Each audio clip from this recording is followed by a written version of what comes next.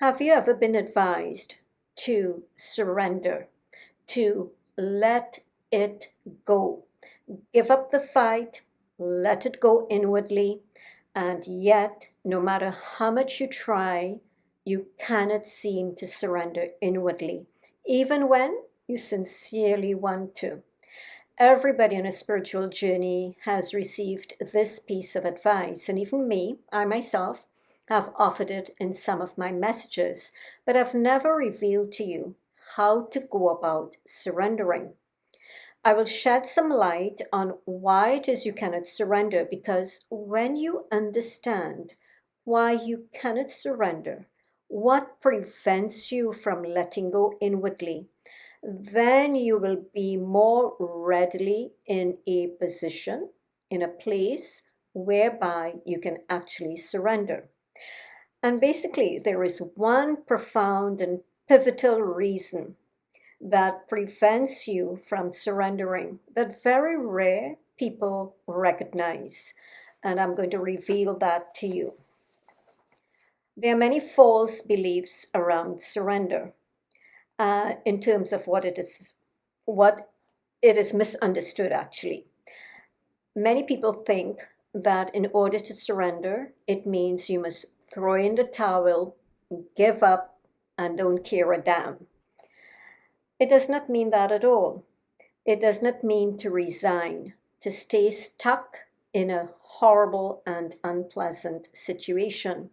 It does not mean giving up your power to anyone, to be beaten, to do nothing about your situation, about your life.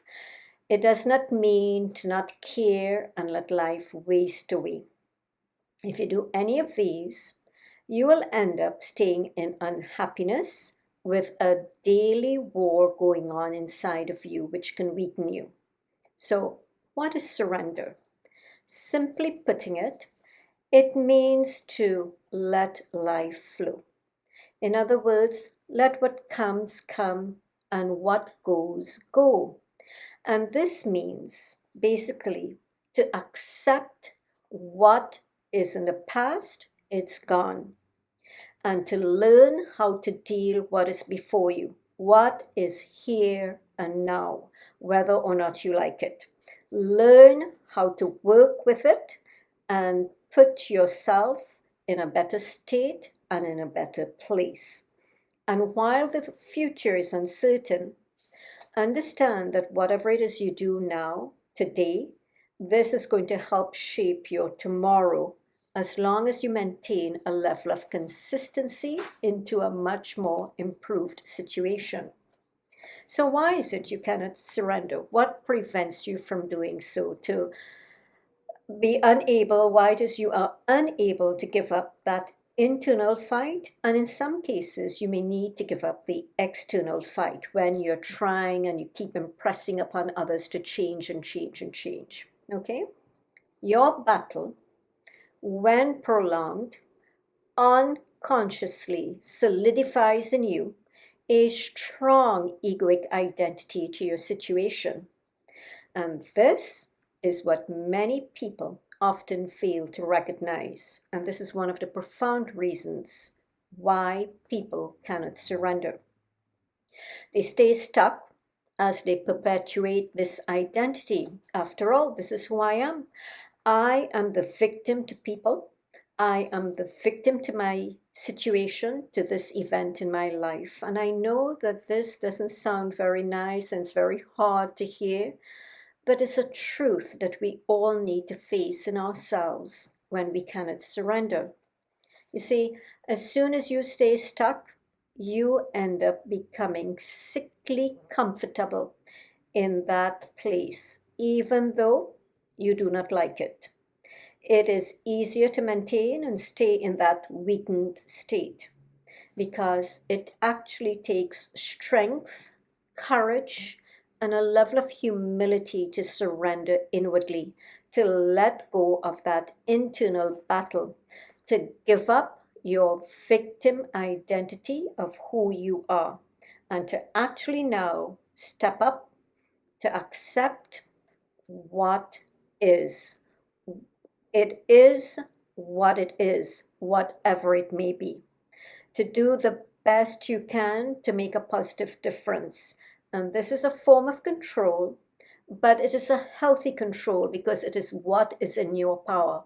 It is what you are capable of doing. Make a difference. That is in your control. What is not in your control is the actual outcome, how, when, and what. Okay? And that is the letting go. So you do and you let go. Let go of the doing, let go of the results. Do the best you can.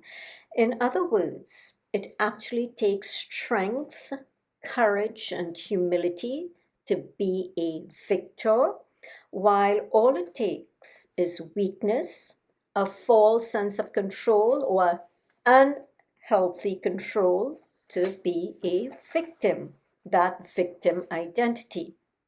So now we know the hard truths why we cannot surrender. Let us address what it is you are surrendering to, because you need to understand that. It is really an intelligence that is beyond the average human mind and thinking. This greater intelligence works in ways and timing beyond your normal understanding. It is this intelligence from which everything emanates, and it knows how everything works. So when you surrender, this greater intelligence, which is beyond your normal intelligence, it gets to work to bring things into your life in perfect order and time for you. When you don't surrender and maintain unhealthy control, this greater intelligence cannot do anything greater for you. It is a greater intelligence and can do greater things. But when you do not surrender, you stifle a connection to that to that greater intelligence. It's almost like you cut off your lifeline to it. Your your uncertainty and your suffering is actually your portals to surrender. So you could connect with this level of greater intelligence, which we all call God, which is not a man sitting in the white clouds with a white beard. God is a greater intelligence that all of this comes from. Do you know that this greater intelligence, or universal intelligence, or God, whatever you choose to call it, works with or without your belief in it? It will work for you, and it can actually work against you. How does it work against you? Well, when you block it with your unhealthy control by wanting things to be how you want it to be, to fall into place when and how, and you hold on to your what. So it is when you do that, you're only getting what you're trying to control. You're only getting only a lower level stuff coming into your life. You're not getting the greater from the greater intelligence. But in a way, this greater intelligence is actually working in this way also for you when you block it, because you're only getting the degree to which you allow it to work for you. So that is all you are going to get. Surrender, though, allows in all that greater intelligence and greater possibilities, and it brings with it a level of ease into your life. Because this greater intelligence and power works whether or not you believe in it, whether or not you call it God, it works also for the materialistic and worldly person as well as the religious person. It works for the worldly because they may actually have an innate ability, an innate quality to surrender to a power greater than themselves, to this greater intelligence that they may not call God. Have you ever noticed that there are people in life who face great adversities and somehow they seem to progress in life, and you, the religious one, end up being stuck and you can't seem to move forward. This is because, as a religious person, many of us, what we do, we end up going to God and praying this greater intelligence like a beggar. We become the victim. Pitiful me, help me, God, relieve me of this burden, God. And this is how we pray, right? But those people who may not even recognize or call this greater intelligence God, they're actually living their lives as a believer. They have understood how to let go and to become relaxed. They have learned how to use their pain to transform, how to become victorious and become victors over their adversities. And they end up moving forward because of this. And they even become compassionate toward others, and they transform and they live life and they flow with life. They are actually greater believers in God, even if they don't want to say so. And they are so because they are greater believers than the religious ones in God, because we, the religious ones, hook on to the word God. People who get over their adversities and move forward, they are actually hooking on to the essence of God. And that is what all of us need to do. So let this be a lesson, not to quickly judge people and condemn them if you feel they are not religious. They might actually be more spiritual than you. That's a little sidetrack so you don't become judgmental, okay? So how do we do this thing called surrender? How do we surrender to God, surrender to this greater intelligence? Well, the first thing to do is start with understanding, at least on a mental level, the value of letting go, as I've explained here. Understand and accept on a mental level the uselessness of holding on, because it works against you. Give up your control of who should be involved in helping you, because sometimes that greater intelligence has a different plan as who should be the one, who should be there with you, how things should unfold, and what it is you must have. But when you hold on, you cannot access, you cannot allow that greater intelligence to put everything in place for you. So, and also, that greater intelligence have to prep everybody and everything to come together to work with you. So recognize that also that anything or anybody that you are fighting with, so this is the second point, recognize that anything or anybody you are fighting with, in the end, you are actually fighting with yourself. And so the battle is really with yourself.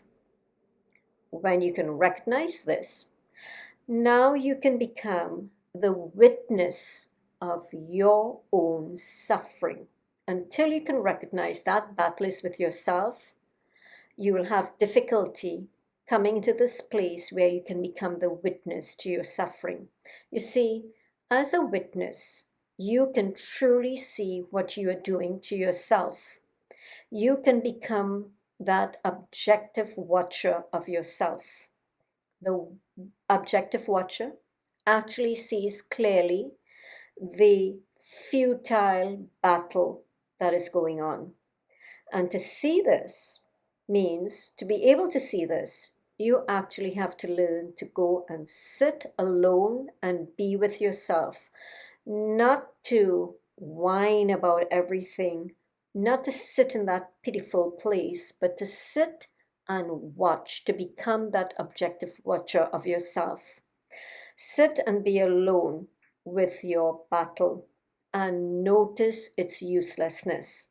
And as the witness, if you can do that and really put yourself in that place to watch yourself, you would notice that a softness starts to come over you and a compassion starts to come into you. It comes over you, for yourself. You see truly how you are suffering very clearly. And when you can do this, this is what creates the space or the gateway to let go of the battle, to let go to a greater intelligence to take over, to God, this great power that knows best. This space now facilitates a different type of prayer and a different type of prayer, the one who prays. In this space, you're no longer praying like a beggar, but as a believer. There's a trust and a conviction there. And when that happens, an ease starts to take place in you. A rest, because you're resting in God, in that greater intelligence who knows best. And then when you have that rest in you, you can go out and do what you need to do on a practical level that you need to take care of to make things better in your life. Because you're doing it easier now. It feels lighter and less burdening. This is where, in this space, you make a real connection with that greater intelligence, which means you have access to greater possibilities and outcomes. The next step I see is let go of trying to let go. Because even an effort to let go will make you stay stuck, okay? But in your effort, in letting go of trying to let go, I say stay in deep awareness of yourself. You see, your job is really to create the gateway to surrender. And surrender happens on its own. You cannot force surrender, but what you can do is create the portal or the gateway for surrender to take place. And these are some of the ways to do it. And one day, when you do that, out of the blue, you're going to feel an ease happening with you. And you would realize that a peace is alighting upon you because somehow you've noticed you've surrendered. You've let all this stuff go. And that happens all by grace.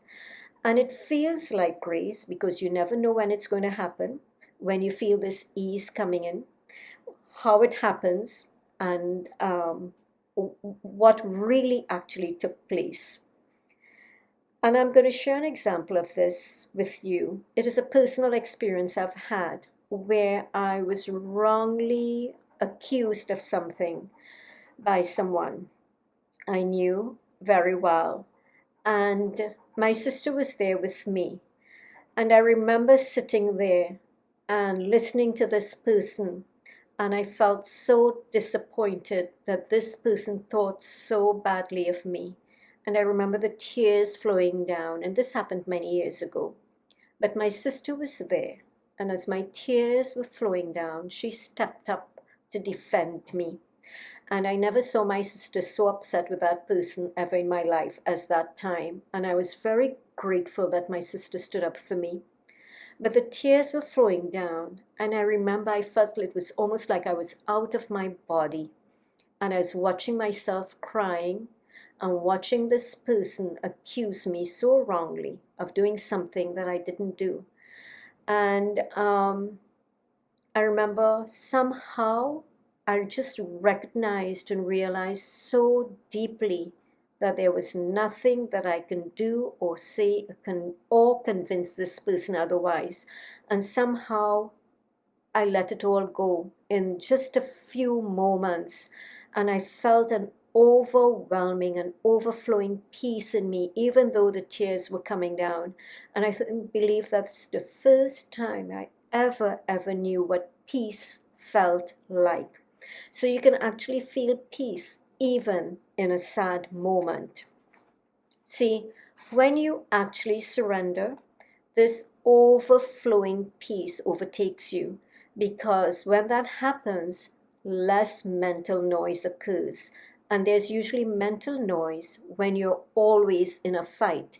But when the fight ends, the mental noise goes down and there is peace, a peaceful presence there. And somehow, what happens when you end up surrendering? Clarity comes about. Doors start to open up that were shut before. Progress begins to occur. Fear begins to dissipate. And barriers fall away because all the tight control is no longer there. Happenings begin to feel like miracles. It's a grace because you don't know how these are coming about. And I want to end off with reading a little passage here from the first book I ever wrote many years ago. It's called The Power in You, Discovering Treasures of the Hidden Self. And if you're interested in getting access to it, check out my website, sandrarajpaul.com. I believe you can still get it at Apple and Indigo or chapters.ca. So let me leave you with this from this book. It says here, the fact that you exist as part of God's creation makes you deserving of lasting happiness. And the adversities you face are adversities only because you have not used the gateway of surrender to experience true joy, not in the adversities, but in the inner freedom that surrender offers.